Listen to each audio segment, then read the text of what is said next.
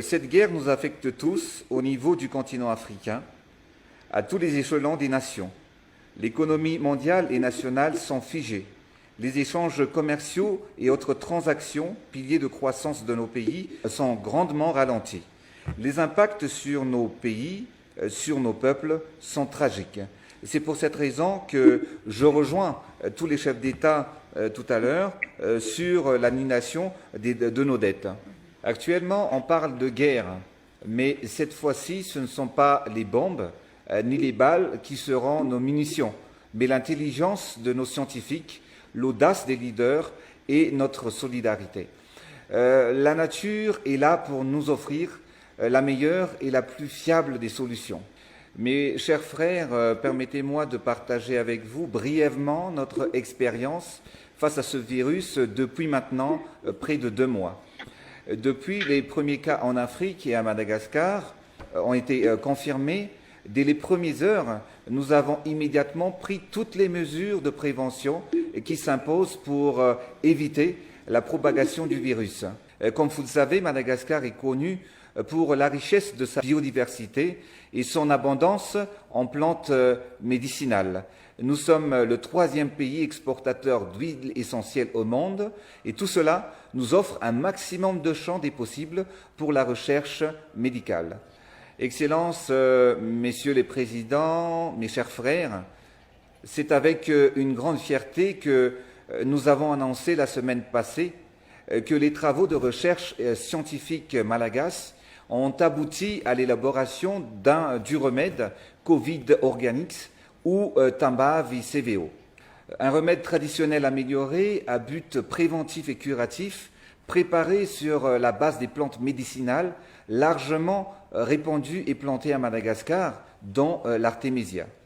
Tous les essais et tests sur ce premier remède ont été menés et son efficacité dans la réduction et l'élimination des symptômes a été prouvée pour le traitement des patients atteints du Covid-19 à Madagascar. Le protocole de traitement curatif Covid Organics s'est avéré plus efficace et surtout moins invasif pour l'organisme que le traitement à base de chloroquine. L'état de santé des malades malagasy du Covid-19 ayant volontairement accepté de tester le traitement a montré une nette amélioration au bout de 7 jours et un total rétablissement, voire même guérison, au bout de 10 jours. Excellences, Monsieur le Président, aujourd'hui nous avons entre nos mains une solution simple, naturelle et efficace pour nous aider à vaincre cette pandémie.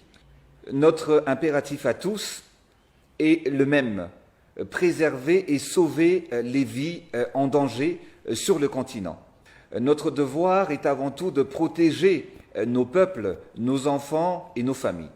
Il est donc plus que jamais temps de coordonner nos actions. C'est l'heure de la solidarité africaine. Nous pouvons faire la différence dans la lutte mondiale face à ce coronavirus. Sachez, Monsieur le Président, que Madagascar est prêt à collaborer avec ses frères et sœurs africains. À l'instant même où je vous parle, une délégation de la Guinée équatoriale atterrit sur le sol malagasy pour récupérer leur première commande de Covid Organics, que Madagascar, bien évidemment, offrira sous forme de dons pour les malades du coronavirus. Demain, nous accueillerons la délégation de la République de la Guinée-Bissau en charge de la distribution pour les hôpitaux des 15 pays de la CEDEAO.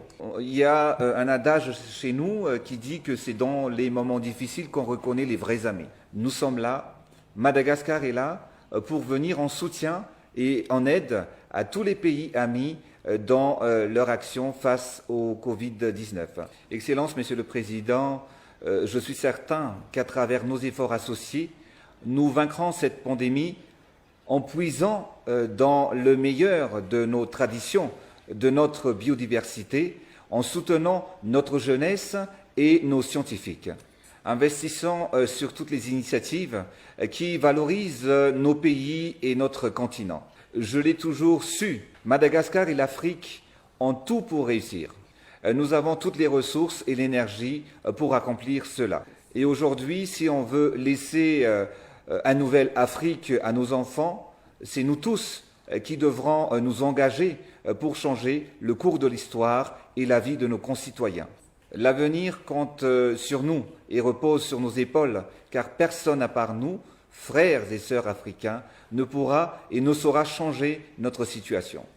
Plus que jamais aujourd'hui, alors que le reste du monde se tourne enfin vers l'Afrique et commence à constater notre potentiel, nous devons défendre nos valeurs et le bien de notre peuple. Mes chers frères présidents, plus que jamais, l'Afrique est fière et déterminée.